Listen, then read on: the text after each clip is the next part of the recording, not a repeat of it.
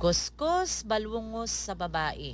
Maraming nagtatanong sa babae kung ano daw ang pinaglalagay niya sa kanyang pagmumukha. Yung babae na yan, marami yang siyang pinaglalagay na arte sa kanyang pagmumukha. Pero huwag kayong maniniwala dyan sa babaeng yan na palagi siyang gumagamit sa ganyan ha. Kayang babaeng yan, tanghali na yan siya magising. Siyempre, dahil tanghali na magising ang babae, kay tamad man, ay hindi na yan siya makapaghilamos. Sa gabi naman sa sobrang puyat niya dahil tamad nga, hindi na yan siya maghihilamos minsan. Hindi, minsan madalas nga, kay tamad nga. Sasabihin ko rin pala sa inyo, yung babaeng yan, hindi yan siya magpuko sa isang produkto lang. Kay bakit? Pati ang produkto magsasawa sa kanya.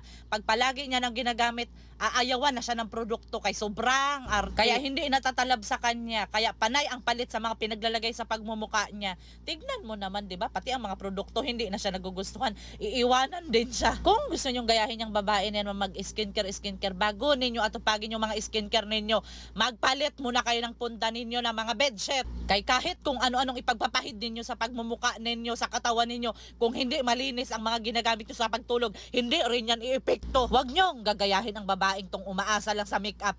Kay kulang sa bitamina, puyat palagi, walang sustansya ang kinakain. Dapat kakain kayo ng masustansya, ng mga bitamina, para kahit hindi kayo magme-makeup, magaganda pa rin tignan. Magsisipag inom kayo ng tubig, wag puro kayo melte. Kay kahit ano pang ilagay ninyo sa katawan ninyo, sa pagmumuka ninyo, kung hindi kayo hydrated, hindi yan iepekto.